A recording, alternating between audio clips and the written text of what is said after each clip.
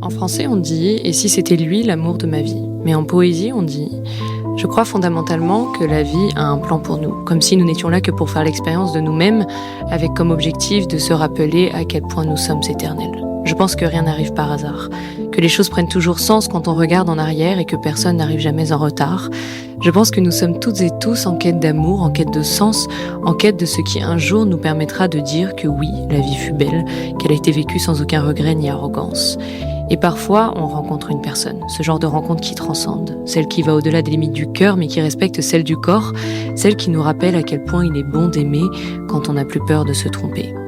Pas besoin de grandes conversations ou de milliers de parties de jambes en l'air, un simple regard, des doigts enlacés, le sentiment d'être de retour à la maison, dans des bras qu'hier encore on ne connaissait pas. Elle se pointe souvent sans prévenir. Avec un doux sourire, elle prend sa place parfaitement au bon moment, dans le plus grand lâcher-prise et consentement. Est-ce alors à ce moment-là que la quête s'arrête ? Celle qui pendant si longtemps nous a poussés à développer de l'amour de soi, à envoyer valser les enfoirés pour faire de la place aux soirées d'amitié. J'en sais trop rien. Tout ce que je constate, c'est qu'il y a de ces rares personnes qui, par le meilleur des hasards, croisent notre chemin et dans notre pensée, plus jamais s'installe le bazar. C'est clair, c'est évident, c'est pur et réconfortant.